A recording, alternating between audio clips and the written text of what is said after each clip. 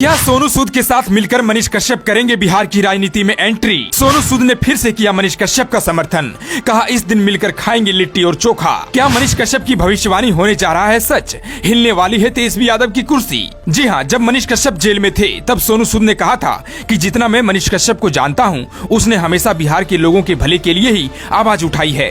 हो सकता है कि उससे कुछ गलती भी हुई हो, पर यह बात मैं यकीन से कह सकता हूँ कि वो देश हित के लिए लड़ा है। न्याय और कानून से ऊपर हमारे देश में कुछ भी नहीं है, जो भी होगा सही ही होगा। वहीं अब सोनू सूद ने एक बार फिर से मनीष कश्यप को अपना भाई कहा है और अपना समर्थन दिया है।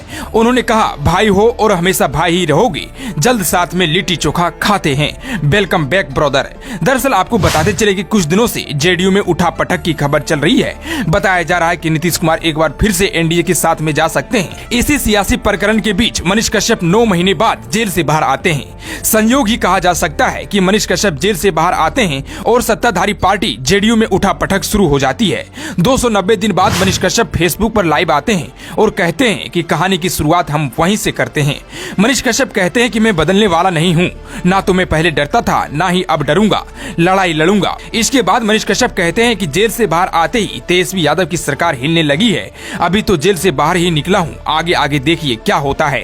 फौजी का बेटा हूँ, किसी से डरता नहीं हूँ। दरअसल जेल जाने से पहले मनीष कश्यप ने सोशल मीडिया पर लाइव आकर कहा था कि तेजस्वी यादव जी, अगर मैं जेल गया तो आपसे वादा करता हूं कि 2025 में आपको मुख्यमंत्री नहीं बनने दूंगा। इतना ही नहीं, मनीष कश्यप ने तो ये भी कहा था कि जेल से बाहर निकलने के बाद 180 दिनों के अंदर आपकी सरकार को गिरा दूंगा। शायद मनीष कश्यप उसी ओर इशारा कर रहे हैं। अब इसे संयोग ही कहा जाए, मनीष कश्यप जेल से बाहर निकले और महागठबंधन में सियासत तेज हो गई। नीतीश कुमार एक बार फिर से जेडीयू की कमान अपने हाथों में ले चुके हैं। खबर तो ये भी है कि नीतीश कुमार एक बार फिर से बीजेपी के साथ में जा सकते हैं। अगर ऐसा होता है तो कहा जा सकता है कि मनीष कश्यप ने जो कहा था वह सच हो गया। दरअसल ललन सिंह पर आरोप था कि वे जेडीयू के बजाय आरजेडी के लिए काम कर रहे थे। कहा जा रहा था कि जेडीयू को तोड़ने की प्लानिंग भी हो रही थी।